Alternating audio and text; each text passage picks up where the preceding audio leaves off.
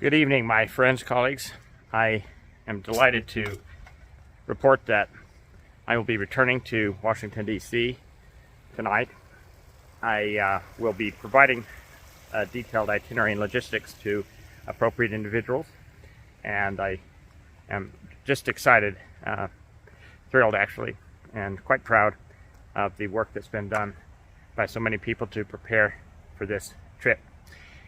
There are two overarching trajectories that will preoccupy this extended time in Washington, D.C. The first is obviously the overarching one. That's the candidacy for the presidency of the United States in 24. The other is a more sensitive series of briefings and discussions that will be partially classified regarding national security issues and the state of the world, in particular with regard to the quest for a comprehensive peace to the presently heating up and hot global conflicts.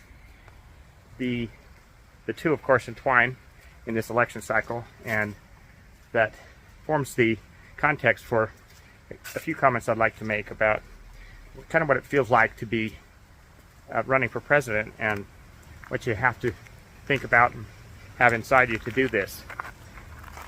Having always been a CEO or leader, it is not a daunting thing to me, or a frightening one.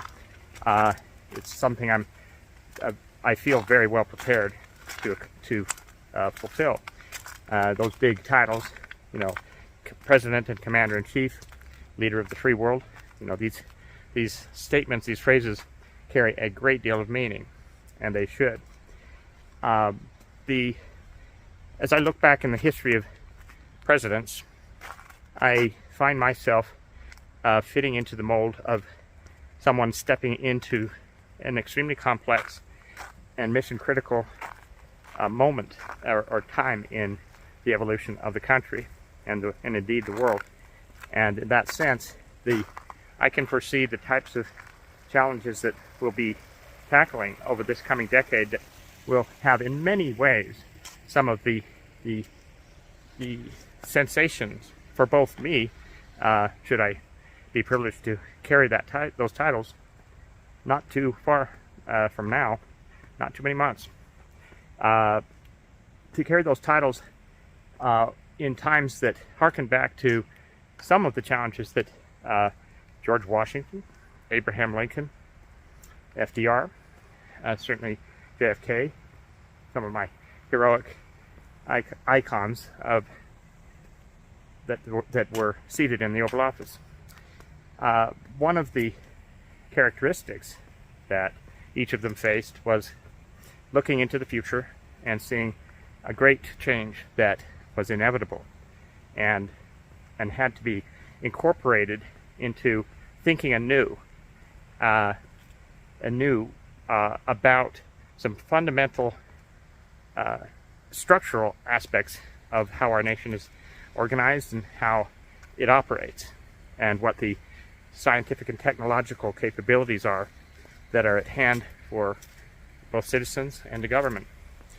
We live in a time when the total biotechnological power that can fall into an individual's hands is striking and awesome in its implications for questions about sovereignty, for example.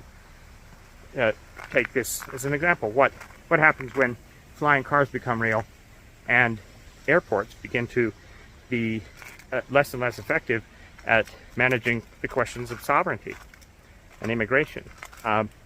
What is the FAA going to look like a decade from now or 15 years from now?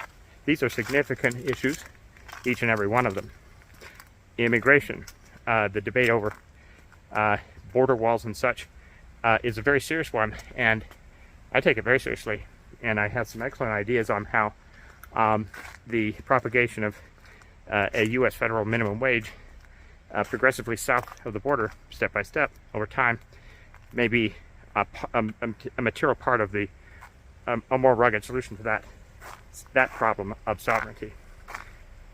if we look out ahead to this century, indeed, folks, as we're talking about our own propulsion technologies and the classified expressions of those that exist and that will exist, we are going to be stunned at the opportunities and the challenges that are ahead. How do we finance Planet B, essential for our survival as a species? Soon, and we can do it now. But how do we finance it? Can't tax our way to it, can't indebt ourselves to it, so something new. That's one of the things that we've been working on. What about the human genome, and how far can we extend the length of a lifetime? Arbitrarily? That issue could come up during these next 2 terms. What if you could clone yourself? Those are some massive bioethics questions for you to consider, and other wrenching questions that are so painful to think about, but do require serious engagement, like gun control, and generally speaking, how do we re-inspire people to fall back in love with each other, and also with their country. The return of a civic sense of pride in our national identity, and what holds us together, especially as we become more ethnically diverse in the United States here. These are just some of the issues that I look forward to really tackling in a bipartisan sense, a multi-party sense, better said, and exemplifying that approach, in my opinion, requires that we appreciate some of the qualities of the presidency that have been lost, or at least in my opinion, have been ceded to excessive trivialization and disrespect of people who hold high office in this great nation. I look back on the days of JFK, and he was probably the closest president to carry the office in the manner that I intend to myself.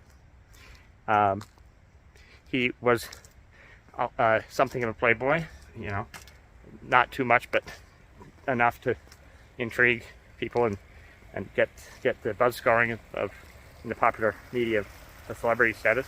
That's inevitable if I am privileged enough to sit in the Oval Office myself.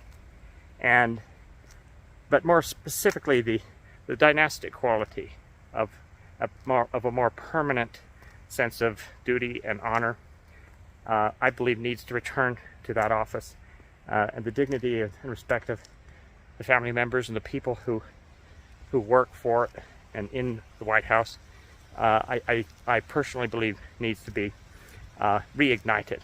That energetic passion for the job and for the splendor of our nation is exemplified by how you carry yourself in everything from press conferences to how you engage the media, and how you balance the seriousness and the sober and indeed inevitably tragic moments that are to be faced.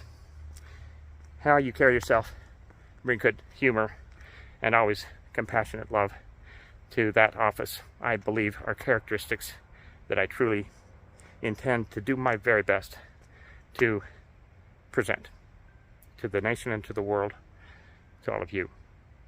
So please wish me the best and do your best to support me in every way you can, because I damn well guarantee you I'll need it. Thank you, my friends. God bless you, your families, and God bless the United States of America.